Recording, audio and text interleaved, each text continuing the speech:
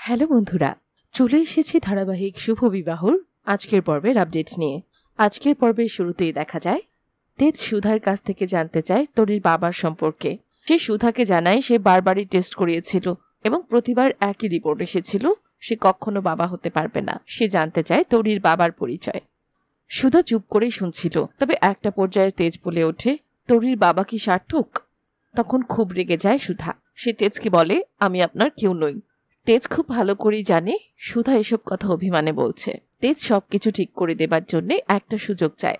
তেজ সব সত্যিটাই মেনে নেবে, এমনটাই বলছিল তেজ। তখন সুধা বলে, তবে সবচেয়ে বড় সত্যিটাই মেনে নিন, সুধাময়ী আর নেই। তেজ আর সুধা যখন কথা বলছিল সেখানে প্রীতম চলে আসে এবং তেজকে মারতে শুরু করে। এরপর সুধা থামায় তাকে। ইতিমধ্যে ঝিনুক আর সমুদ্র তরিকে নিয়ে আসে। তরিকে কাছে পেয়ে সুধা তাকে জড়িয়ে ধরে আর সে টের পায় তরির খুব জ্বর। এদিকে প্রীতম আর তেজ যখন ঝগড়া করছিল ঠিক সেই সময় জ্ঞান হারায় তরি। তরিকে অসুস্থ দেখে সকলে ছুটে আসে। তেজ এলে সুধা তাকে সরিয়ে দেয়, কারণ তার মনে জমে আছে অভিমানের পাহাড়। তেজ তার নিজের সন্তানকে অস্বীকার করছে আর এটাই মানতে পারছে না সুধা। এইদিকে সারা রাত পার করে সকালে বাড়ি ফেরে তেজ। ঠাম্মি আর ইশিকা জানতে চায় সে সারা রাত কোথায় ছিল। তেজ তখন এইসব শুনে খুব রেগে যায় এবং পরিবারের সকলের সাথে রিয়াক্ট করতে থাকে।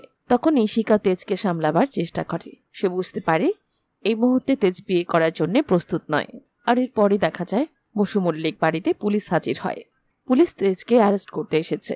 তেজ তখন জানতে চায় তাকে কেন গ্রেফতার করা হবে। তখন পুলিশ জানায়, রুক্মিণী আপনার বিরুদ্ধে মামলা করেছে। ওদিকে তরি তার মাকে জিজ্ঞেস করছিল, হিরো আঙ্কেল তোমাকে কোথায় নিয়ে গিয়েছিল? সে কি তোমার সাথে খেলা করেছে? সে কি তোমাকে নিজ হাতে খাইয়ে দিয়েছে? তরি তার মাকে বলে, যখন হিরো আঙ্কেল তাকে নিয়ে গিয়েছিল তখন তার সাথে সে অনেক গল্প করেছে, মজা করে খাবারও খাইয়ে দিয়েছে। সুধা বলে, তরি বড্ড পাকা হয়ে গিয়েছে। সে তখন তরির কাছ থেকে জানতে চায়, তুমি কি করে জানলে যে হিরো আঙ্কেল আমাকে তুলে নিয়ে গিয়েছিল? সুধা সত্যিটা জানতে চায়। তখন তরি কৌশলে উত্তর দেয়, তুমি তো বলেছিলে আজকের পর থেকে হিরো আঙ্কেলের বিষয়ে কোনো প্রশ্ন করবে না, তাহলে প্রশ্ন করছো কেন?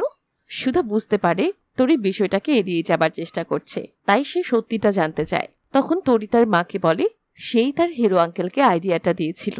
সুধা জানতে চায় কিসের আইডিয়া? তখন তরি বলে, তোমাকে কিডন্যাপ করার আইডিয়া। সুধা বুঝতে পারছে না তেজ কেন বারবার তরিকে এইভাবে অস্বীকার করছে, তাই এবার সে এই কারণটাই খুঁজে বার করবে। ওদিকে জ্যোৎস্না আশুতোষকে বলে, কিছুতেই তুমি তেজকে নিয়ে যেতে পারবে না।